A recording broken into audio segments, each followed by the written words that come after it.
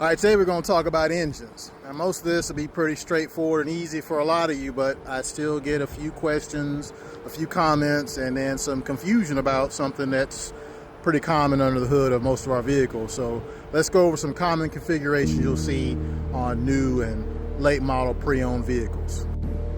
V8, all right, 8 cylinders, 1, 2, 3, 4, 5, 6, 7, 8 in a V configuration.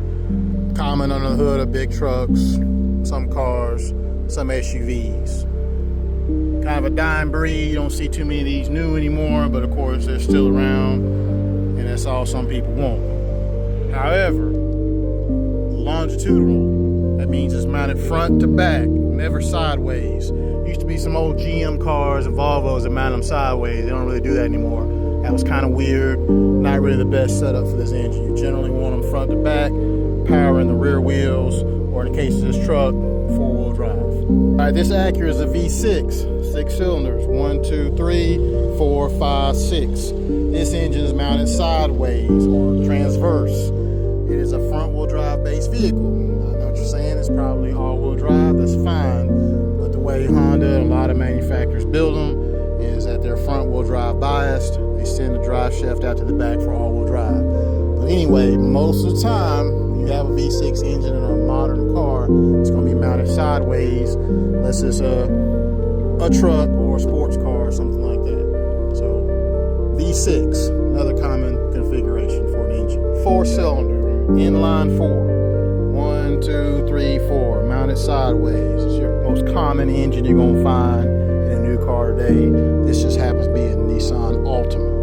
Again, it could be mounted long ways. Sometimes your foreign car, your Miata, sports car, something like that, might have it mounted long ways, but 85, 95% of the time, if it's a 4-cylinder, it's going to be transverse mounted. And please don't say V4. I mean, I know most of y'all won't ever say that, but it's either 4-cylinder, I4, inline 4, never V4, unless you're talking about a bike or something like that. In a car, you're most likely never going to have a V4 engine. It's always going to be 4 in a row. All right, so let's get a little bit weird.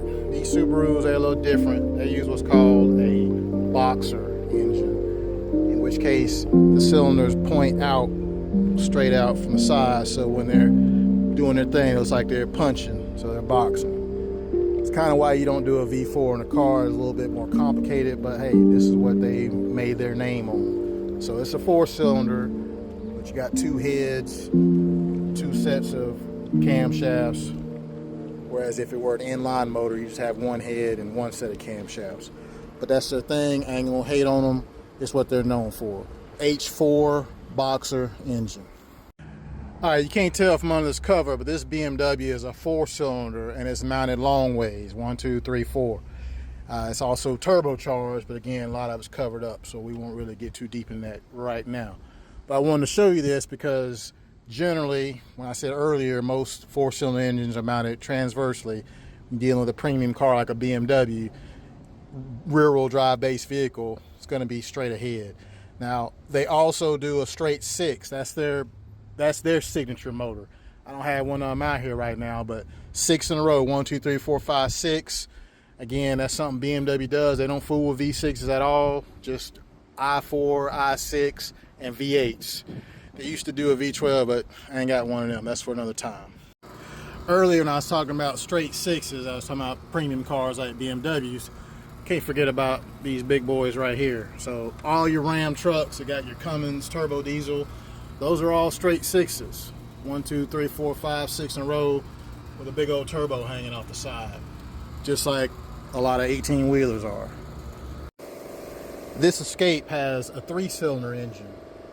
Inline 3, 1, 2, 3. It's also turbocharged, which most inline 3s are these days, because people want the same amount of power, but better fuel economy. It's just the world we're living in right now.